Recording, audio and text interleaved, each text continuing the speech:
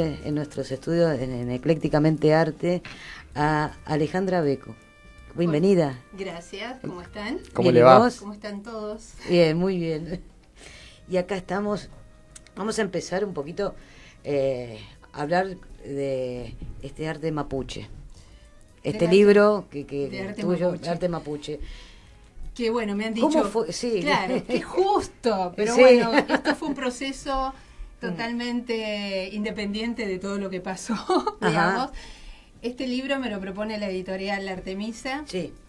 En el año 2016. Uh-huh.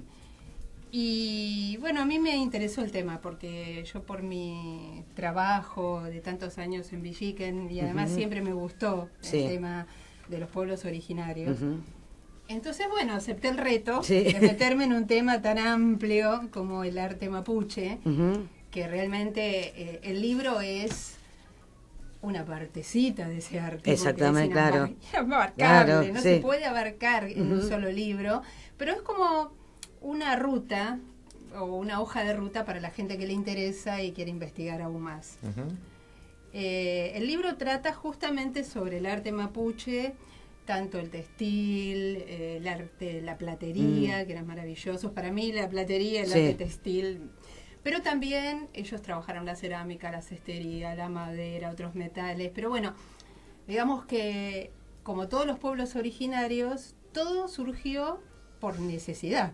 Claro, había que cubrir las necesidades. Había que cubrir sus Claro. necesidades y ahí desarrollaron su arte. Uh-huh.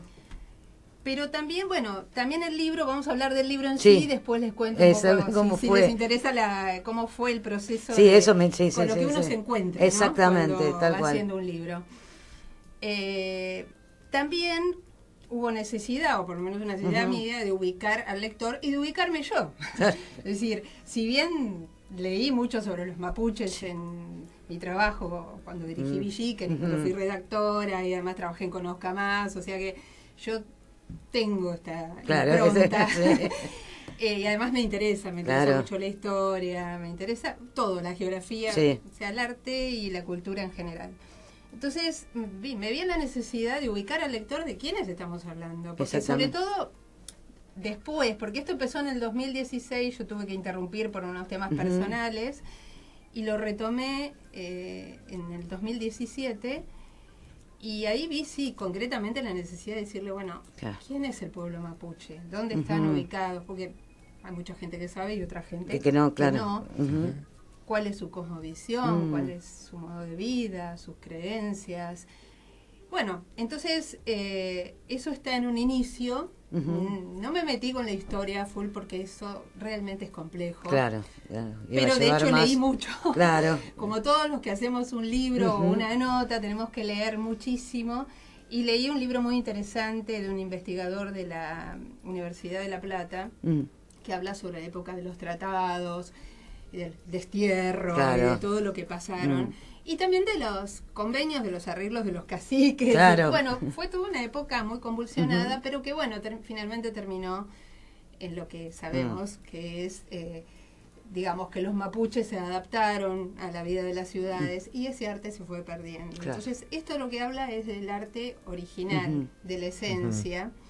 Y hay algunas cosas que se pueden llegar a continuar, digamos, pero no en toda su simbología. Claro. Porque Y como será era algo necesario. bastante, y como organización, Y como organización, obviamente, se ha claro. perdido. Claro. Porque el claro. hecho solo de tener que ir a trabajar, primero de vivir en una ciudad, o de tener que ir a trabajar a un medio que no es la naturaleza donde trabajan ya ahí, ellos, claro, donde claro, vivían, claro. ya te cambia. Totalmente. Pero cambia acá y en todas partes del mundo. Así Yo he es. estado en Estados Unidos Sí. y como me gustan los orígenes, Sí. por donde anduve, Sí. busqué los orígenes y también se pierde. Claro. Conservan algunas cosas, pero otras el tiempo las va perdiendo. Claro. Aunque como dice Francisco Luis Bernardes, Ujú.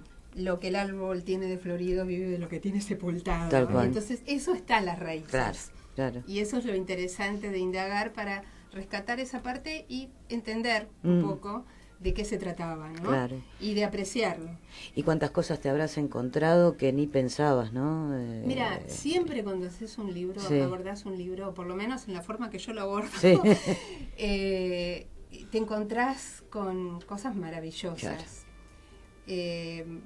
el arte mapuche a mí me maravilló, por ejemplo, el arte textil. Yo fui buscando también leyendas que dieran paso al capítulo, porque en las leyendas se cuenta mucho la historia de cada pueblo. Claro. Y encontré cosas más trilladas, más conocidas, porque son las leyendas que todos conocemos, y otras que no, que son como muy específicas, más guardadas y más del pueblo, pero hay que buscar mucho. Hay que sí, ¿no?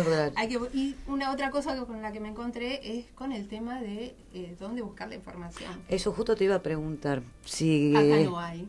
Acá. Buenos Aires. Digamos, ¿no? Sí. A ver, las casas de las provincias no tienen nada. No tienen nada. No. Lo que me han dado es lamentable realmente, te digo. Y triste. Eso muy más triste, que nada. Porque además claro. el material que utilizan en las escuelas, pobremente escrito, horrible. Intentó la gente de editorial hablar con la gente de los pueblos, de los mapuches, muy difícil, no se podía. Así que bueno, me metí en las bibliotecas chilenas. Mira. Y ahí abrevé unos libros maravillosos.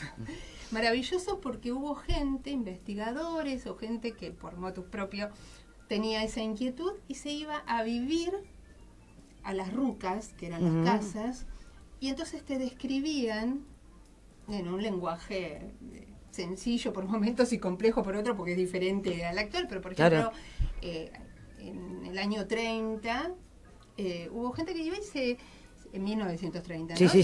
Vivía ahí en las rucas, entonces te describía todo lo que hacían, porque todavía los pueblos hacían... trabajaban la tierra, trabajaban los materiales. Y la verdad que fue maravilloso. Por ejemplo, el arte textil. El arte textil tiene unas sutilezas. Porque, primero, cómo trabajaban la lana, cómo la consideraban. Había lanas femeninas, lanas masculinas. No les voy a contar todo porque está en el libro. Claro, hay que leerlo, claro. Pero después había otras cosas muy interesantes. Por ejemplo, no todas las tejedoras, o sea, se tejía con placer y alegría, tejían las mujeres fundamentalmente, era una labor femenina, pero digamos que no todas conocían el simbolismo de lo que de los tejidos y de los dibujos que habían los tejidos. Solo unas muy pocas, que eran las seleccionadas. Las chiquitas empezaban a los 5 años ya a hilar, después tejían al crochet, y recién cuando tenían 20 años las sentaban en el telar. Y la tejedora madre, la sabia, que no voy a decir el nombre en la lengua mapudungún, porque es muy difícil y no quiero equivocarme, no sé muy bien la pronunciación.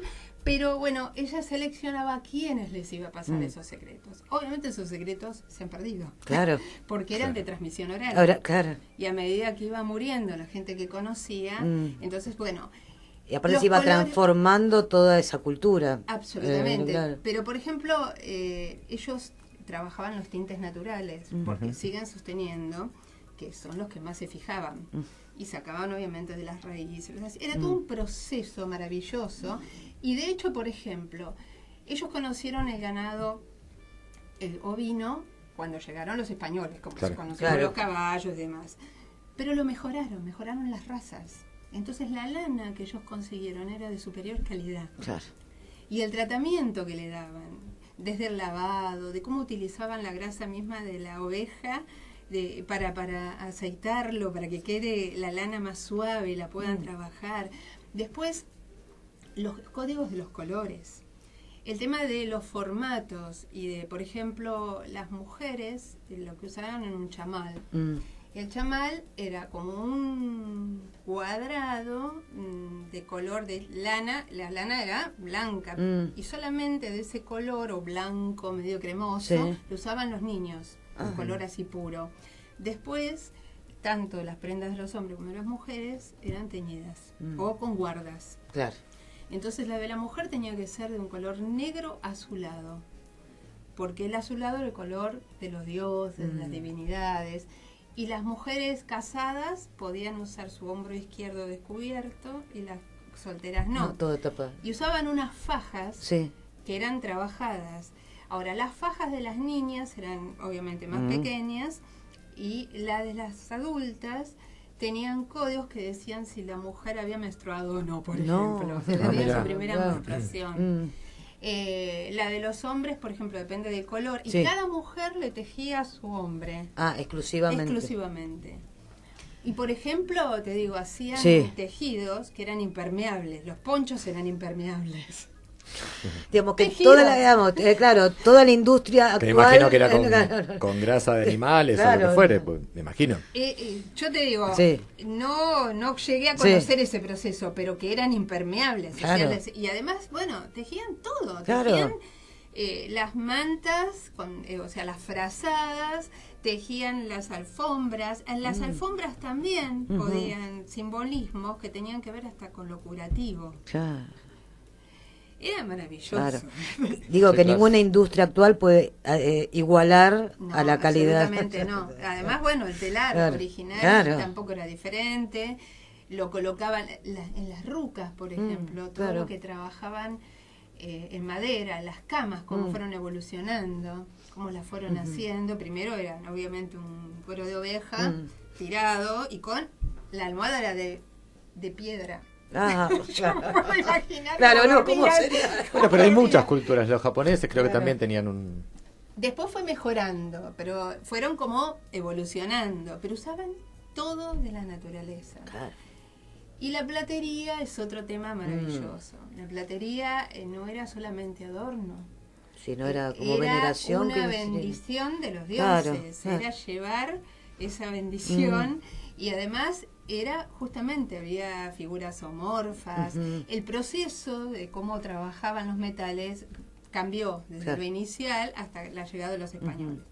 Yo esto ya lo había visto un poco porque escribí otro libro sobre arte en plata para Marcelo Toledo, el orfebre. Bueno, yo escribí los textos, es un libro editorial Catapulta divino, con una edición bilingüe preciosa. Y ahí decidimos hacer el proceso hasta llegar a Marcelo, digamos, porque Marcelo vive en una zona, o sea, tiene el atelier ahí frente a la Plaza Dorrego. Y bueno, justo ahí era el centro de la orfebrería, digamos, donde estaban todos los orfebres, entonces fue un canal maravilloso, pero la orfebrería entró por la cordillera. Y por la zona del Arauco. Entonces, a partir de ahí se produjo todo un proceso. Justamente estaban los araucanos ahí, que eran los mapuches. Porque Mapú es... También son araucanos, a ellos no les gusta que le digan araucanos. Pero también pertenecían a la araucanía. Lo que pasa es que, digamos, en esa zona estaban... Esta parcialidad, pero estaban los picunches en el norte, después había otras parcialidades más cerca del mar, eran los más bravos, más aguerridos, los incas no pudieron con ellos, el huinca o hombre blanco tampoco, y bueno, o sea que son los que la cordillera para ellos era una puerta de vaivén. Claro.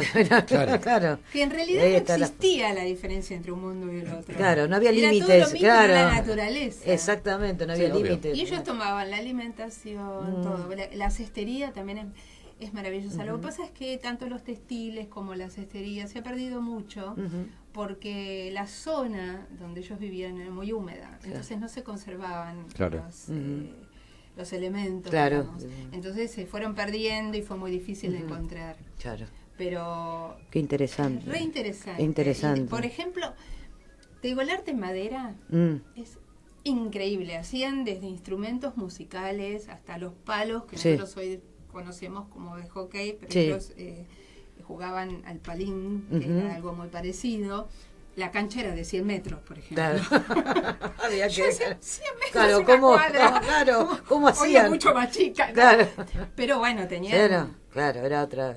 Pensá en los aztecas, el juego de pelota, eran otra resistencia física. Exactamente, tal cual.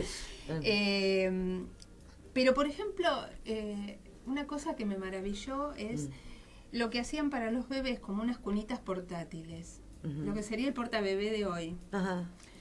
Entonces las hacían en madera, las recubrían con corderito y el bebé quedaba en forma vertical, eran como casi un metro, y era muy práctico. Lo metían ahí adentro, que se le veía la carita nada más, un todo durito, pero ellos lo podían parar, ponerlo sobre la tierra, sobre el piso. Lo podían colgar de un árbol y que el bebé esté siempre mirando al maíz, y le podía dar de amamantar. Era maravilloso. Claro. Y tenían también una especie de corralito para que el bebé caminara. También lo habían creado ellos, o sea, adelantado, claro, totalmente. Las vasijas, el proceso de elaboración, cuánta gente participaba, hasta los pies utilizaban. Y mucho la mujer era la que más era la que estaba en la alfarería, en la cestería. El trabajo en madera ya era más duro, más, y además, por ejemplo, yo digo que eran como escultores. Vos pensás que el David de Miguel Ángel lo hizo de una sola pieza. Bueno, ellos ¿qué hacían? Con un hacha cortaban el tronco y ahí mismo marcaban la forma de lo que iban a trabajar. La verdad que maravilloso. El meterte en la historia, la historia debe ser, qué sé yo, la historia misma de la platería es muy interesante. Que en general me parece que pasa con todos los pueblos originarios de América. O sea, el tema fue la llegada de los españoles. Porque, hay 10 manos. Vos ves, qué sé yo, la cultura o azteca o maya o bueno, mapuches o qué sé yo, incas. La llegada de los españoles fue la que hizo desastres. Porque ellos en realidad venían, digamos, evolucionando a su ritmo, gracias, no me salía. Claro, y de repente se trunca todo. Pero en realidad lo que hacían era impresionante. Era impresionante, y vos fíjate que fueron orfebres, los mejores orfebres de Buenos Aires eran indígenas. Mira. Y algunos eran ricos. Hay uno, Ramón Platero, que era un ranquel, si mal no recuerdo, tenía un montón de propiedades y era uno de los mejores orfebres de Buenos Aires. La orfebrería, por ejemplo, la platería criolla nace con ellos. El arte, el mayor arte, eran los aperos, por ejemplo, los aperos para el caballo. Y había distintas formas, depende de qué pueblo, para hacer los estribos, para hacer los frenos, para hacer los cabezales. Y era un arte realmente maravilloso, es decir, los caciques se lucían. Pero hay una cosa muy curiosa. En la época colonial, cuando acá estaba lleno de contrabandistas, de un jet set trucho, como digo yo, claro. Que realmente no era gente que tuviera poder ni del conocimiento, ni un poder real, sino que eran gente de medio pelo que estaba ahí arriba, porque bueno. Entonces, ¿qué hacían? Ahí surge un poco la platería criolla, ¿no? Porque en esa época los objetos de plata se hacían para adornar las iglesias. O sea, los españoles. Pero bueno, cuando surgió esto de hacer que los caballos se luzcan, esta gente encargaba a los plateros joyas de plata y adornos para los caballos y demás, y se paseaban las fiestas patronales por el pueblo. Entonces la gente los veía y creían que eran importantes. Lo que pasa es que la plata en esa época valía menos que el hierro. Era más barata. Era lo más barato. Porque estaba el Cerro Porco, el Cerro Rico de Potosí, hasta que los extinguieron. Claro. Y con ellos un montón de generaciones de negros y aborígenes. Fue tremendo. Pero bueno, en esa época, descubrís todas estas cosas. Claro. Ahora, con respecto al arte mapuche, a mí me maravilló esta historia de el contacto con lo natural. Claro. Que nosotros hemos perdido tanto. Totalmente, nos hemos olvidado. Nos olvidamos, y el contacto con la divinidad que estaba en esa naturaleza. Claro. Fíjate que todo, absolutamente todo, está teñido de su espíritu religioso, digamos así, entre comillas, ¿no? Porque todo es una ofrenda de su creador hacia ellos y de ellos a su creador. Y utilizan los materiales genuinos. ¿Y por qué no utilizan el oro? Porque el oro para ellos era el elemento de conflicto. Era el elemento por el cual los pueblos se peleaban. Entonces elegían la plata, que eran las lágrimas de la luna. Ay, qué bien. Y la verdad es que es maravilloso escribir sobre el arte. Es inabarcable, te digo, porque tenés que seleccionar un montón de material. Me costó muchísimo porque quería poner todo. Con qué criterio quedarme. Busqué. Obviamente puede haber una segunda y una tercera parte de eso iba a decir. Y cada uno puede investigar por el lado que quiera, pero es como ya te dije, es una hoja de ruta para que el que le interese pueda seguir indagando. Claro. Porque también, por ejemplo, ¿para qué utilizaban las cosas? ¿Cómo hay una cosa muy interesante de la cerámica? ¿Es de dónde obtenían el material? El material era... lo sacaban de los ríos, del costado de los ríos, había greda. Entonces, ¿cómo reconocían cuál era buena y cuál era mala? Siempre había alguien antes que marcaba en las plantitas que estaban alrededor, les ponía cintitas, cositas de colores. Entonces iban y de ahí sacaban la mejor calidad para elaborar. Y el proceso que les llevaban, porque lo tenían que lavar, los tenían que le tenían que agregar conchillas para darle consistencia. Después el secado, cómo lo secaban, las horas, los días. El trabajo era impresionante. Y los elementos para hacer los cerámicos, que hoy, bueno, nosotros decimos un horno, todo, pero todo, en esa época no. Claro.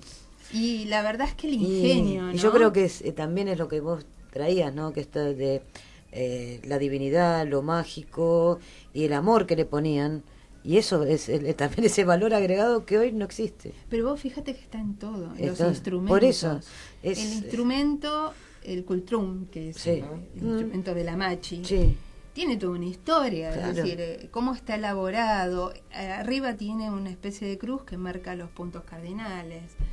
Y ellos iban hacia el otro lado, ¿no? Hacia el lado, no giraban como las agujas del reloj, sino a la inversa. Bueno, tienen un montón de datos, de simbolismos que te asombran. Realmente... y yo creo que de una inteligencia también superior. Estaban, ¿no? Mira, yo creo que todos tenemos la misma inteligencia. Y vamos a entrar en otro terreno. El problema es pero ahora lo ¿cómo tenemos la tapamos todo dado? ¿Con qué?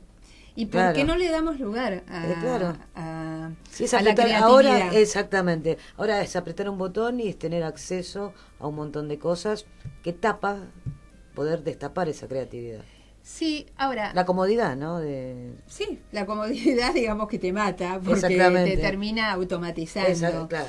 Pero yo creo que todavía hay esperanza si uno empieza a repensar la vida y enseñarle a los chicos. A los chicos, aparte hay mucha gente que se está dedicando a difundir y hacer renacer todas estas costumbres. Sí, pero ¿cómo captás a un chico? Yo creo que, mira, a través del juego. Ustedes saben que, bueno, yo visité muchos años, estuve en Conocama, estuve en El Gráfico, tuve un montón de publicaciones, creé Kid News, que era un periódico para preadolescentes.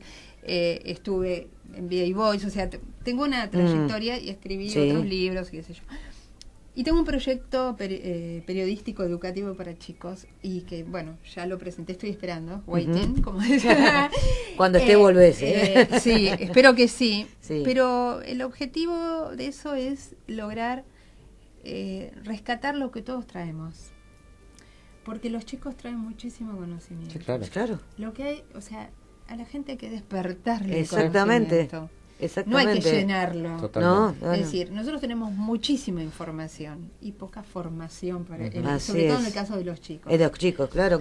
Los adultos nos vamos enviciando, pero también podemos rescatar, si volvemos un poco a la serenidad, si nos repensamos como seres creativos. Exactamente. Que somos. Y volver a lo que perdimos, que cuando éramos chicos, es el juego, lo que despertaba el juego. Absolutamente. ¿No? Y volver a otro tipo de juego de grandes, pero también el jugar y el crear. Es que el juego, mira, hace muchos años soñábamos con un amigo mío que es psicólogo de niños, escribir un libro sobre juegos, porque ambos sosteníamos, y yo creo que mucha gente sostiene eso, que el adulto empieza a padecer cuando deja de jugar. Totalmente. El chico aprende jugando. Y en la vida, si vos la tomás como un juego permanente, no digo tomarla como cualquier cosa y que pero sí, con responsabilidad, claro, pero a nivel tener de un aprendizaje claro, continuo. Claro. Todo lo que nos pasa, claro, es porque nos tiene que pasar, porque tenemos que aprender, claro, algo. Exactamente. Y eso los chicos lo tienen clarísimo y ni siquiera se lo plantean. No se lo plantean. No, es natural. Claro, nosotros no disfrutamos nada. Nosotros no disfrutamos, pero aparte vivimos en una sociedad que cada vez nos impide más disfrutar. Ese es el tema.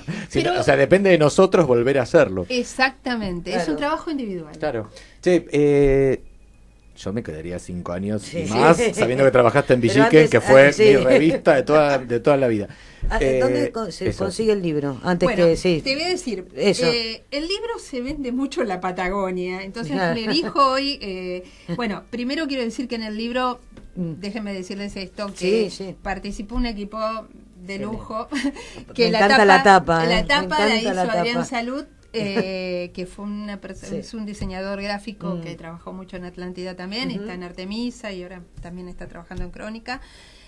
El interior lo diseñó Virginia Durante, que es mi coequiper de los últimos años en Villiquen, un ser adorable. Qué lindo. Me emociona. Sí, claro que sí. Y el editor es Oscar Armayor, que también, un amigo, un colega de años. Y la editorial Artemisa es una editorial que surgió un poco de Atlántida, editorial Guadal, y bueno, Antonio Fiasquel, que es el gerente, y son toda gente conocida y buena gente. Bueno, mira, el libro... Sí. Yo les diría que llamen a este teléfono, perfecto, o que escriban, porque la verdad es que yo no sé, ellos saben mejor que yo dónde conseguirlo. Sí. Es 4381-8505 y 4382-2707. Es Editorial Artemisa, la dirección es Avenida de Mayo, 1209, segundo D. Bien. Y hay un mail, administración@editorial Artemisa sa, todo junto, artemisasa sería .com.ar. Muy bien. Escriben o llaman y ellos les van a decir dónde conseguirlo. Exactamente. Pregunté y muy bien. Buenísimo. Muy bien. Bueno, mil gracias. Realmente se nos pasó volando. Sí, se nos pasó volando. Yo quiero que vuelvas y hablemos de Villiquen. ¿Cómo no? Media hora hablando de Villiquen. Totalmente. No? Les puedo hablar de mi etapa y de lo emblemático y de lo que es tomar la posta de Villiquen. Dale. Es toda una responsabilidad. Y vas a ver que vas a volver acá cuando ya salga todo ese proyecto. Ojalá. Nos vas a contar y hacemos toda la transformación hasta llegar al hoy. Villiquen el año que viene cumpliría 100 años. Esperamos que llegue a los 100 años. Yo ya no estoy más, hace muchos años, pero te puedo asegurar que todos los que pasamos por Villiquen, todos los que se fueron de la forma que sea, ya sea cuando le dijeron chau, o que se fueron porque quisieron, porque les salieron mejores oportunidades, todo el mundo recuerda esa revista con un amor impresionante. Y yo creo que tiene mucho que ver cómo fue creada. Exactamente. Inicialmente. Más allá de las direcciones, más allá de los cambios, más allá de todo. Pero no, es eso. Y aparte lo que también de este lado, los que lo leíamos y esperábamos, era Anteojito, por eso. Con García Ferré tengo anécdotas maravillosas, porque no era lo mismo Anteojito. No, para mí no era lo mismo, pero eran diferentes. Pero bueno, García Ferré era una gran persona. Y yo competí con él de alguna forma en Villiquen y en Conozca Más, porque ellos estaban como muy interesantes. Siempre le decía, don Manuel, estamos compitiendo, sigamos que lo hacemos muy bien. Eso es maravilloso. Era divino. Es la síntesis de todo. Sí, tal cual. Bueno, chicos, muchísimas gracias Gracias Alejandra a por haber venido. Muchas un gracias. placer. Gracias. Nos vamos a una pausita musical.